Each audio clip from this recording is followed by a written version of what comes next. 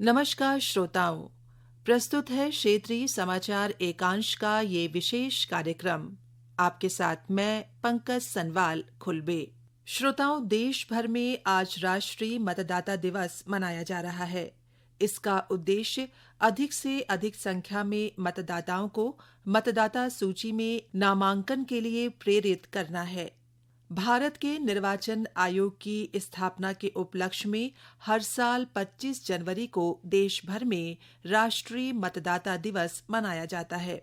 इस वर्ष के राष्ट्रीय मतदाता दिवस का मुख्य विषय देश के मतदाताओं को सशक्त, सतर्क, सुरक्षित और जागरूक बनाना है। और आइए श्रोताओं, अब जानते हैं देश और राज्य में कोरोना वायरस संक्रमण की स्थिति के बारे में। देश में अब तक 16 लाख से अधिक लोगों को कोविड-19 के टीके लगा दिए गए हैं। कर्नाटक में सबसे अधिक 1,91,000 से अधिक लोगों को टीके लगाए गए हैं। इसके बाद उड़ीसा, आंध्र प्रदेश, उत्तर प्रदेश और तेलंगाना का स्थान है। श्रोताओं, वहीं राज्य में कल शाम जारी स्वास्थ्य बुलेटिन के अनुसार कल राज्य में 54 लोगों में कोरोना वायरस संक्रमण की पुष्टि हुई है, जिसके बाद राज्य में कुल संक्रमितों की संख्या 95,640 हो गई है, जिनमें से 90,967 लोग स्वस्थ होकर घरों को जा चुके हैं। श्रोताओं, मुख्यमंत्री त्रिवेंद्र सिंह रावत ने कहा है कि कोरोना महामारी के बीच हरिद्वार महाकुंभ को सुरक्षित बनाना राज्य सरकार की जिम्मेदारी है। इसके लिए केंद्र सरकार ने SOP जारी की है। मुख्यमंत्री ने कल महाकुंभ के लिए किए जा रहे निर्माण कार्यों का जायजा लिया। निरीक्षण के बाद मीडिया से बातचीत में उन्होंने कहा कि केंद्र सरकार की गाइडलाइंस के मुताबिक और कोरोना एप्रोप्रिएट बिहेवियर के साथ कुंभ की व्यवस्थाएं होंगी। मुख्यमंत्री ने कहा कि महाकुंभ की विधिवत शुरुआत बेहतर तरीके से होगी और कुंभ में स्वच्छता पर पूरी तरह से ध्यान दिया जाएगा। कुंभ के विधिवत शुरुआत बहुत बेहतर तरीके से होगी। साफ कुंभ होगा, स्वच्छ कुंभ होगा। कोविड के कारण जो बाधाएं आई, उसके बावजूद सारे काम ये समय पर हो रहे हैं। यानी कि जब श्रद्धालु देश विदेश से हरिद्वार में आएंगे तो उनको यहाँ पर स्वच्छता दिखाई देगी। यहाँ पर जो सड़कें हैं, जो पुल हैं, जो अन्य सुविधाएं हैं, स्नान घाट हैं, सब सुव्यवस्थित उनको मिलेंगे। मैं ये भी बताना चाहता हूँ कि ये कुंभ केवल बाह्य रूप से जो साफ स्वच्छ है यही नहीं, हम इसको बहुत बेहतर तरीके से कुंभ को निकालेंगे और यहाँ जो भी श्रद्धालु आएंगे वो यहाँ से इस भावना से यहाँ पर आते हैं, जिन आकांक्षों के साथ यहाँ पर आते हैं। मैं माँ गंगा SOP जारी किया है और उस SOP के आधार पर जो कोविड एप्रोप्रिएट बिहेवियर की जो बात कही गई है, उसके अनुकूल यहाँ पर ये कुंभ संपन्न होगा। उसके अनुसार इस कुंभ को संपन्न कराया जाएगा। चाहे नोटिफिकेशन हो, चाहे तमाम अन्य व्यवस्थाएं हो, चाहे सोशल डिस्टेंसिंग हो, RT-PCR टेस्ट हो, जो वहाँ से हमको जो गाइडलाइंस मिली हैं उसके आधार पर ही तमाम व्यवस्थाएं यहाँ पर बढ़िया काम हो रहे हैं और व्यवस्थित तरीके से काम हो रहे हैं। और सारे काम कोविड के कारण जो थोड़ा विलम्ब हुआ, उसके बावजूद कुंभ से पूर्व हमारे सारे कार्य संपन्न। श्रोताओं, केंद्र सरकार ने कोविड महामारी के कारण उत्तराखंड के हरिद्वार में होने वाले कुंभ मेले के लिए दिशा निर्देश जारी किए हैं। मेले में शामिल होने के इच्छुक सभी श्रद्धालुओं को उत्तराखंड सरकार के पास अपना नामांकन करवाना आवश्यक होगा। सभी श्रद्धालुओं को अपने राज्य के जिला अस्पताल या चिकित्सा कॉलेज या सामुदायिक स्वास्थ्य केंद्र से चिकित्सा प्रमाण पत्र लेना अनिवार्य होगा। एक रिपोर्ट। उत्तराखंड सरकार इस महीने के अंत तक मेले के लिए अधिसूचना जारी करेगी। मेले में आने वाले श्रद्धालुओं के लिए हरिद्वार रेलवे स्टेशन को तैयार किया जा रहा है। विभिन्न मार्गों से कई विशेष रेलगाड़ियां भी चलाई जाएंगी। केंद्र ने मेले के लिए अर्धसैनिक बलों की 40 कंपनियां तैनात करने की मंजूरी दी है। इनमें सशस्त्र सीमा बल और केंद्रीय औद्योगिक सुरक्षा बल की 7 कंपनियां, भारत तिब्बत सीमा पुलिस की 6, केंद्रीय रिजर्व पुलिस बल और सीमा सुरक्षा बल की 10 कंपनियां शामिल हैं। समाचार कक्ष से विजय लक्ष्मी कासोटिया। और आइए श्रोताओं, अब सुनते हैं कोरोना वायरस संक्रमण पर स्वास्थ्य विशेषज्ञ डॉक्टर नितेश गुप्ता से आकाशवाणी संवाददाता नवीन सक्सेना की बातचीत। डॉक्टर, भरोसे का टीका और अब तक लाखों लोगों को ये टीका लग चुका है, फिर भी इस टीके को लेकर अभी भी लोगों के मन में संशय है और संशय यह है कि उनको तबीयत बिगड़ने का डर है और इस वजह से वो वैक्सीन नहीं लगा रहे हैं। अपने कार्यक्रम की शुरुआत में हम आपसे यही जानना चाहेंगे कि आप इन सभी व्यक्तियों को क्या संदेश देंगे।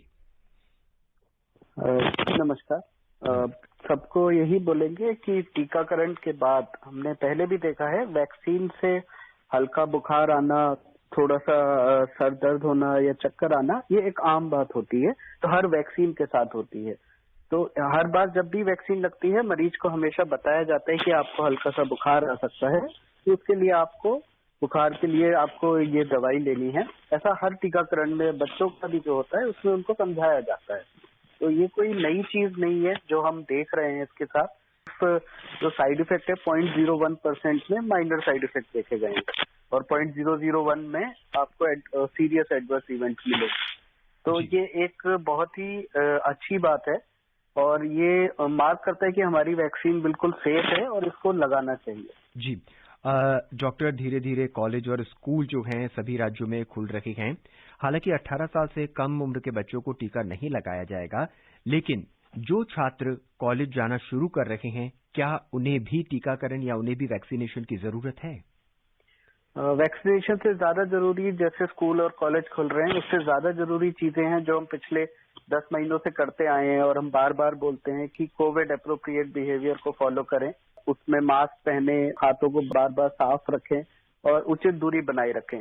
टीकाकरण से पहले हम ये चीजें अगर कॉलेज में अभी से लागू करेंगे और स्कूलों में लागू करेंगे तो हमें इस चीज का आगे बहुत ज्यादा फायदा होगा। जी डॉक्टर, देश में कोविड के मरीजों की संख्या लगातार कम हो रही है, स्वस्थ होने वालों की दर भी लगातार बढ़ती जा रही है, टीका यानी वैक्सीनेशन भी आ गया है और 2-3 महीनों में आगे करोड़ों लोग ऐसे हो जाएंगे जिनको इस टीके को लगेगा।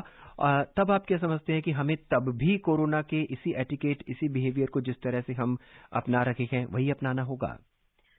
जी हाँ, हम इस चीज को नहीं भूल सकते कि हमारा पहला हथियार टीकाकरण से पहले यही था। जब हमारे पास कोई भी चीज नहीं थी तब से हम इस चीज को फॉलो करते आए हैं कि मास्क पहने, उचित दूरी बनाए रखें, हाथ साफ रखें और हमें इसको आगे लंबे टाइम तक के लिए फॉलो करना पड़ेगा। जी डॉक्टर, हम आपके माध्यम से एक बात और जानना चाहेंगे कि पहली खुराक और दूसरी खुराक के बीच कहते हैं कि एंटीबॉडीज बननी शुरू हो जाएंगी। एंटीबॉडीज किस तरह से बनती हैं, कैसे बनेंगी और कब तक रहेंगी?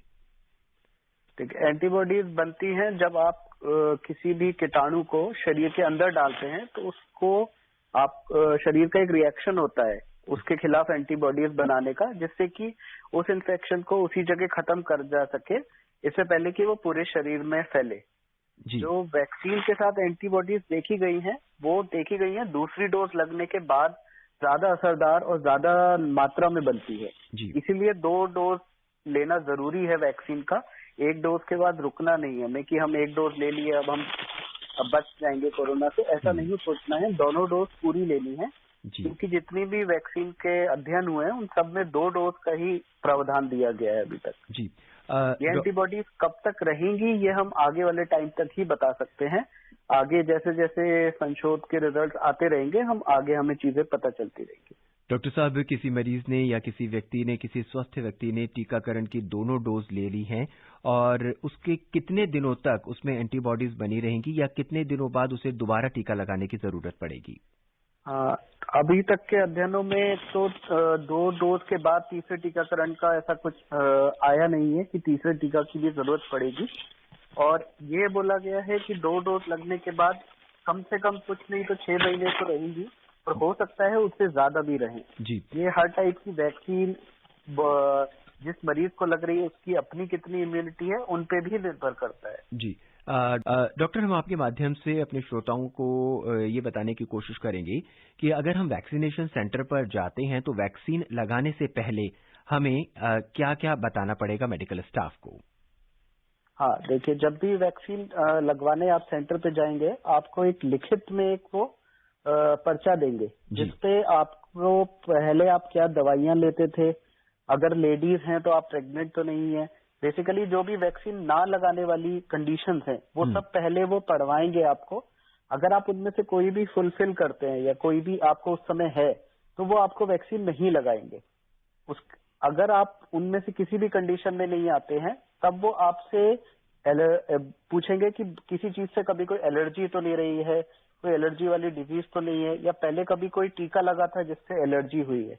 तो क्योंकि ऐसे मरीजों का खास तौर से ध्यान रखना पड़ता है क्योंकि उनको एलर्जी दोबारा होने के चांसेस रहते हैं इंजेक्शन से।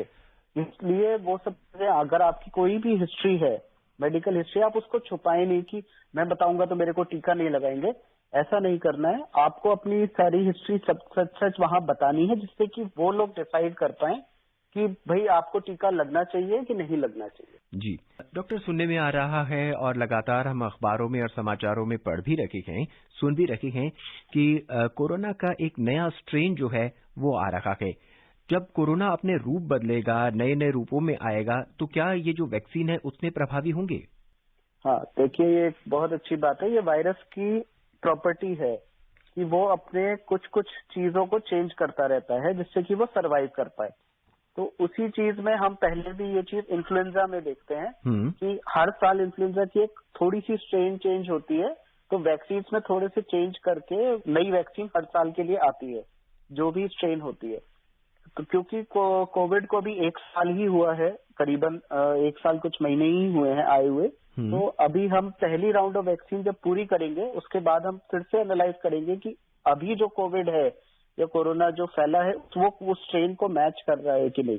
अगर वो स्ट्रेन को मैच नहीं करेगा तो हम उस स्ट्रेन को मैच करने वाली वैक्सीन ला सकते हैं। डॉक्टर, वैक्सीनेशन आ चुका है, लोग ये भी समझ चुके हैं कि हमें कोरोना से कैसे बचना है, दूरी बना के रखनी है, हाथ धोना है और मास्क पहनना है। इसके अलावा भी और कौन से एटिकेट्स हैं जो हम आपके माध्यम से हम जानना चाहेंगे और अब क्या संदेश देना चाहेंगे हमारे श्रोताओं को? देखिए, जैसा आपने बताया कि जो कोविड अप्रोप्रिएट बिहेवियर है, मास्क पहनना है, हाथ धोना है, उचित दूरी बनाए रखनी है, इसी को फॉलो करते रहना है। यदि आपको इसमें मैं एक चीज ये ऐड करना चाहूंगा, और यदि आपको कोई भी लक्षण लगता है, जैसे बुखार है, गला खराब है, स्मेल नहीं आ रही है, बदन में दर्द है, जोड़ों में दर्द है, तो आपको घबराना नहीं है। आपको नजदीकी स्वास्थ्य केंद्र जाके टेस्ट जरूर कराना है। हो सकता है कोरोना आए, हो सकता है ना भी आए, और अगर आता है तो और जल्दी पता चलता है तो एक तो आप खुद जल्दी ठीक होंगे, प्लस अपने आसपास के लोगों को आप कोरोना होने से बचा सकते हैं क्योंकि आप उनके संपर्क में नहीं आएंगे, आप अपना इलाज कराएंगे तो आप जल्दी ठीक होंगे। डॉक्टर साहब, इस कार्यक्रम में आने के लिए आपका बहुत बहुत शुक्रिया। धन्यवाद। इसी के साथ श्रोताओं, हमारा आज का कार्यक्रम यहीं पर समाप्त होता है। नमस्कार।